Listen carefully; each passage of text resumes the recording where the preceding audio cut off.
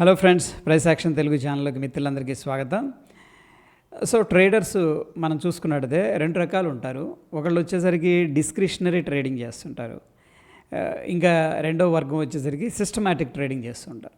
Discretionary trading అంటే ఏంటంటే కంటిన్యూస్గా ఉన్న మార్కెట్ కండిషన్స్ని, చార్ట్ ప్యాటర్న్స్, ఇండికేటర్స్, లేదంటే న్యూస్ ఫ్లోని whatever it may be analyse చేస్తూ డెసిషన్స్ తీసుకోవడాన్ని ట్రేడ్ చేయటానికి కానీ ఇన్వెస్ట్మెంట్ చేయడానికి కానీ ఒక డిస్క్రిషనరీ ఇన్వెస్ట్మెంట్ లేదా ట్రేడింగ్ అంటాం.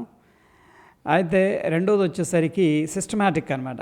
అంటే ఫర్ ఎగ్జాంపుల్ ఏదైనా ఇండికేటర్ చెప్పింది, లేకపోతే ఏదైనా న్యూస్ వచ్చింది, నేను ఇన్వెస్ట్ చేస్తాను, సో అండ్ సో అనమాట. అంటే ఏదో ఒక సిస్టాన్ని బట్టి ఫాలో అవడం. కొంతమంది రిలేటివ్ స్ట్రెంత్ ఇండెక్స్ 30కి వచ్చినప్పుడు కొంటాం, 20కి వచ్చినప్పుడు కొంటాం, లేదా డైవర్జెన్స్ వస్తేనే నేను ట్రేడ్ తీసుకోవడం.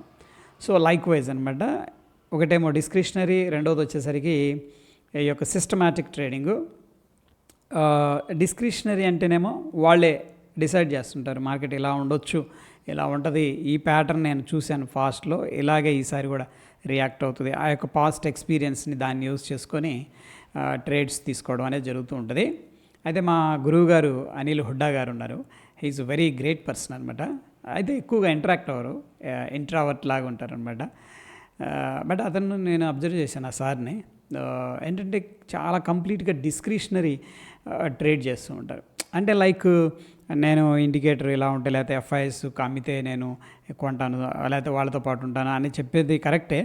ఓపెన్ ఇంట్రెస్ట్ నేను ఫాలో అవుతాను, ఇలా కాకుండా ఆయన ఏంటంటే అనలైజ్ చేస్తూ ఉంటారు అన్నమాట సిచ్యువేషన్స్ని. అంటే పాస్ట్ ఎక్స్పీరియన్స్ని యూజ్ చేయటం కానీ ఇవన్నీ కూడా చాలా ఎఫిషియెంట్గా యూజ్ చేస్తుంటారు. ఒకరోజు చెప్పారు, ఎందుకంటే ఏదైనా technical analysis, fundamental analysis, bookish information కానీ నాలెడ్జ్ కానీ ఈజీగా పాస్ చేయొచ్చు ఒకరి నుంచి ఒకరికి. బట్ ఆ ఎక్స్పీరియన్స్ కానీ, ఆ యొక్క ఇంటర్నల్గా ఉన్న స్కిల్స్ కానీ వాటిని ట్రాన్స్ఫర్ చేయడం చాలా కష్టం అని చెప్పేసి. But it is the true అనమాట. ఎందుకంటే కొంతమందికి కొన్ని స్కిల్స్, కొంత హాబీస్, అలవాట్లు అనేది డెవలప్ అవుతాయి, ఓకే, ఇన్బిల్ట్ అనేది. కొంతమంది ఏంటంటే మిస్టేక్స్ నుంచి అర్థం చేసుకొని నేర్చుకోవడం అనేది జరుగుతూ ఉంటుంది. అయితే ఇక్కడ ఏంటంటే మార్కెట్లో ఏది మంచిది అన్న విషయానికి వచ్చేసరికి జనరల్గా ఏంటంటే డిస్క్రిషనరీ ట్రేడర్స్ చాలా ముందుకు వెళ్ళడానికి ఆస్కారం ఉంటుంది. బట్ డిస్క్రిషనరీ ట్రేడర్స్ ఏంటంటే ఎక్కువ ఫండ్ అనేది ఆపరేట్ చేయలేరు, ఓకే.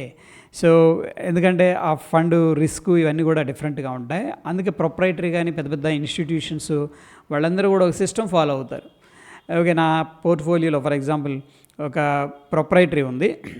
వాళ్ళ రూల్స్ ఏంటంటే ఏదైనా ట్రేడ్ తీసుకున్నారనుకోండి, టోటల్గా ఏదైతే క్యాపిటల్ ఉందో దాంట్లో 2% మించి స్టాప్ లాస్ పెట్టరు, ఓకే. అదంతా గొప్ప ట్రేడ్ అయినా కావచ్చు, ఇంకా 2% స్టాప్ లాస్ అనేది హిట్ అయింది అనుకోండి, ఇక ఆ రోజు ట్రేడ్ అనేది క్లోజ్ చేస్తారనమాట. అట్లా అంటే పెద్ద పెద్ద ఫండ్ ఉంటుంది, లైక్ 100 crores, 200 crores, 500 crores. ఇది ప్రొప్రైటరీకి. అయితే ఇంకా పెద్ద పెద్ద ఇన్స్టిట్యూషన్స్ ఉన్నాయి, లైక్ మ్యూచువల్ ఫండ్స్ కానీ, ఫారిన్ పోర్ట్ఫోలియో ఫండ్స్ కానీ, అవి ఇంకా పెద్ద సైజు ఉంటాయి, 1000 కోట్లు, 100 కోట్లు. అటువంటప్పుడు డిస్క్రిషనరీ డెసిషన్స్ అనేది పనిచేయవు. అందుకే వాళ్ళు కొన్ని పారామీటర్స్ అనేది పెట్టుకొని ఆ పారామీటర్స్ ప్రకారం వెళుతూ ఉంటారు. Whether it is right are wrong అలా ఫాలో అవుతూ ఉంటారు. But over a period of time ఏమవుతుందంటే ఈ సిస్టమాటిక్గా వెళ్ళటం వల్ల మనకి అగ్రెసివ్గా ప్రాఫిట్ రాదు, ఓకే. అంటే అబ్నార్మల్ ప్రాఫిట్ రాదు, అబ్నార్మల్ లాసెస్ కూడా రావు అనమాట. ముఖ్యంగా మ్యూచువల్ ఫండ్స్ విషయానికి వస్తే వాళ్ళు స్ట్రిక్ట్గా 20% స్టాప్ లాస్ మెయింటైన్ చేస్తారు, ఇంకంతకంటే ఎక్కువ హోల్డ్ చేయరు, ఓకే. సో అట్లా 20% స్టాప్ లాస్ వచ్చింది, అది ఎంత మంచి కంపెనీ సరే ఎగ్జిట్ అయిపోవడం ఇలా ప్లాన్ చేసుకుంటూ ఉంటారనమాట.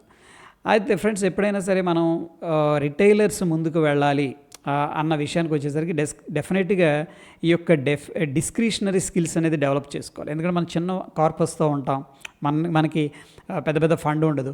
అందుకని ఈ చిన్న యొక్క క్యాపిటల్ని మనం పెద్దగా విస్తరింప చేయాలి అంటే కూడా డెఫినెట్గా skills and discretionary understanding, market ఈ యొక్క ఎక్స్పీరియన్స్ నుంచి మనం నేర్చుకోవడం, ఇవన్నీ కూడా మనం యూస్ చేయటం అనేది చాలా ఇంపార్టెంట్ అనమాట.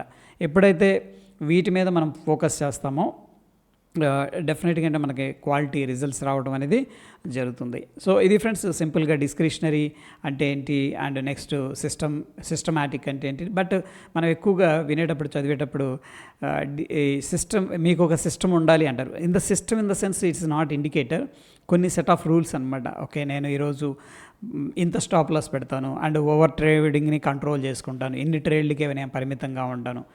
ఓకే, సో ఒకవేళ ఏదన్నా అన్ఎక్స్పెక్టెడ్ లాస్ వస్తే బ్రేక్ తీసుకొని మళ్ళీ కమ్ బ్యాక్ అవుతాను. These are set to be ఏంటంటే ఒక సిస్టమాటిక్ రూల్స్.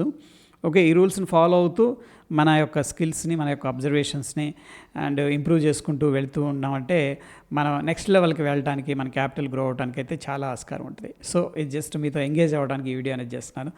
సో మళ్ళీ కలుసుకుందాం ఫ్రెండ్స్. కపుల్ ఆఫ్ డేస్ నేను బిజీగా ఉండే అవకాశం ఉంది. సో వీడియో నచ్చితే తప్పకుండా లైక్ చేయండి. ధన్యవాదాలు.